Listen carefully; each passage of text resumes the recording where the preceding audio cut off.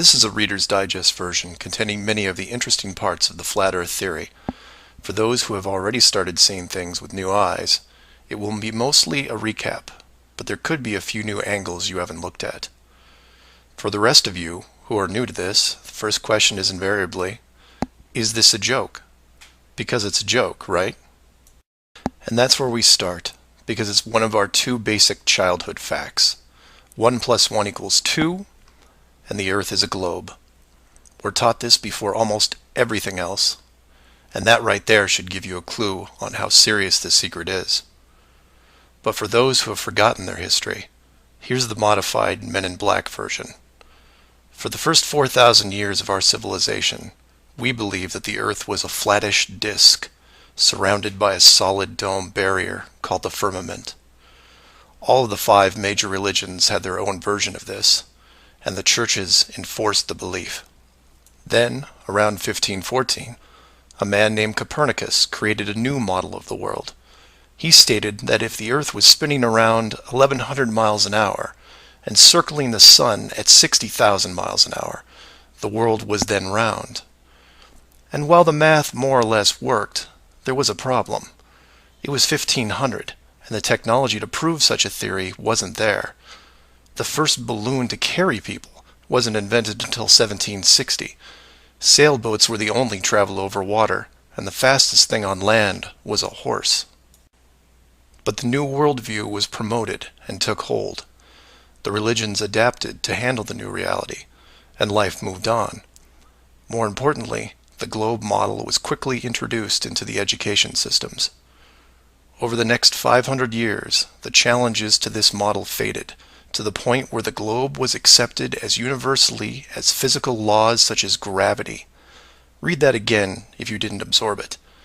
For 20 generations, people believed that the Earth was round because there was a globe in every classroom they sat in. There was no proof. Hundreds of years went by, and still civilization had no way of proving the theory. Planes were invented around 1900, but until 1957, nothing could go high enough to give a true perspective of where we lived. And that's when everything got strange. The United States and Russia both sent up rockets high enough to take decent pictures, and what they saw scared them a great deal. How do we know they were extremely concerned about the sky? Because the US and Russia immediately started firing nuclear weapons straight up, and they kept firing for the next 4 years. A few things to keep in mind here.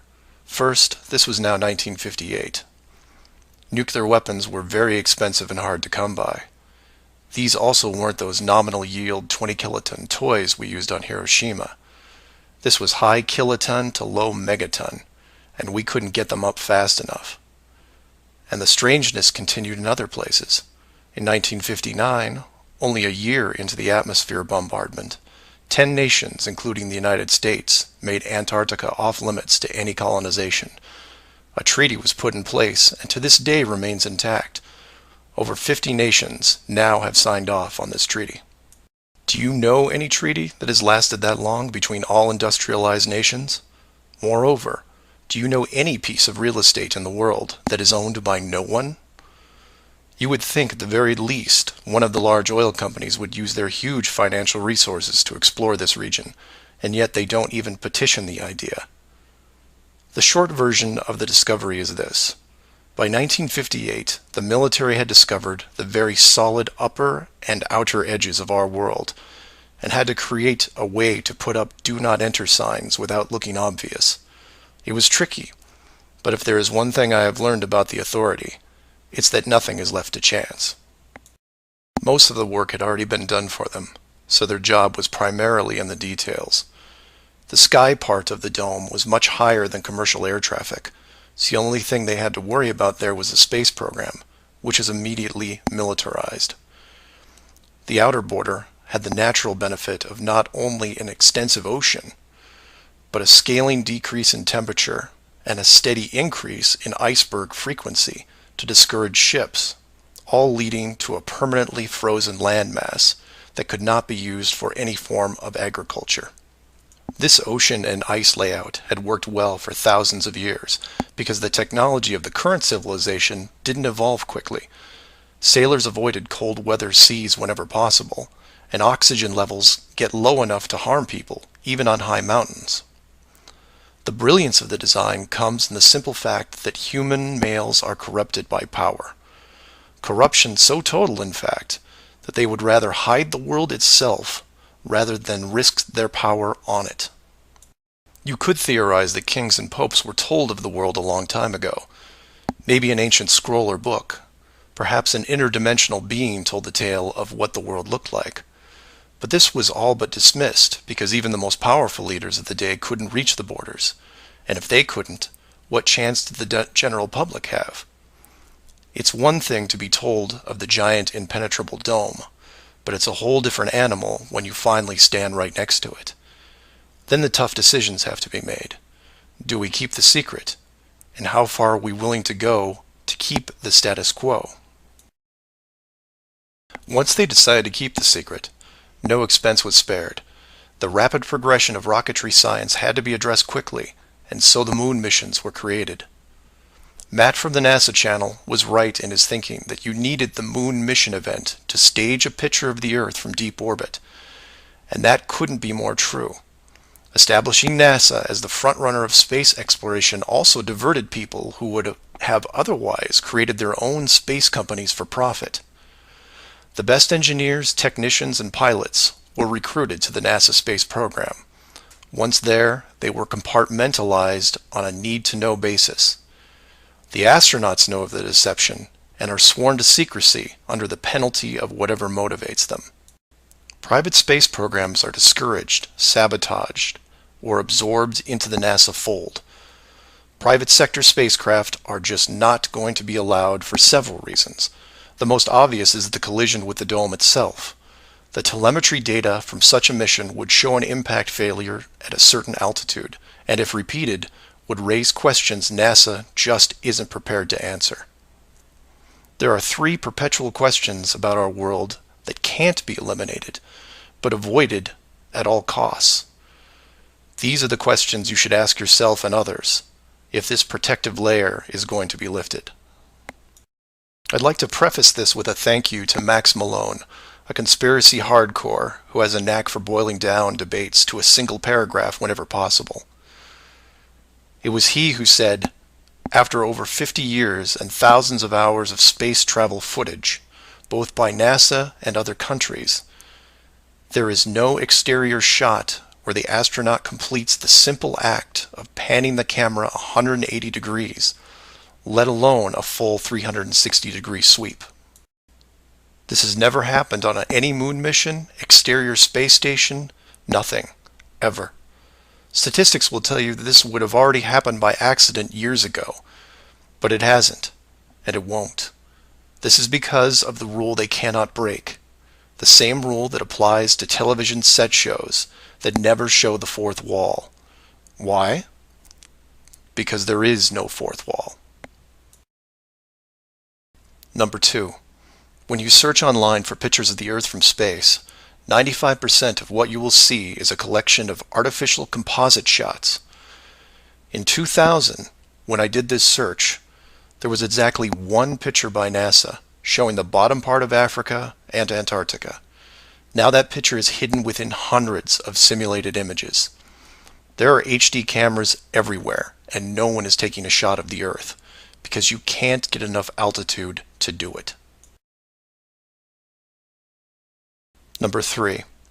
The commercial air travel routes for the southern hemisphere are wrong. This is an easy thing you can check out in 60 seconds. Take a map reading of the distance between anywhere near Australia and anywhere in South America. It's a straight shot across the South Pacific. Now find your favorite travel site and try to get there non-stop. See what happens. The routes start turning ridiculous. I used to business travel for years, and I've never seen anything like it. It's the one thing in the general public world they can't hide, the actual distance between these 2 places. On a round world, the flight is easy, just a straight shot across an ocean. But on a flat world, it becomes the greatest distance between 2 points. There are no shortcuts, so they distract you with multiple connections and layovers. It's only blind luck that the United States was in the northern hemisphere. Otherwise, the increased traffic would have raised eyebrows by now. I know. It's madness. It's lunacy.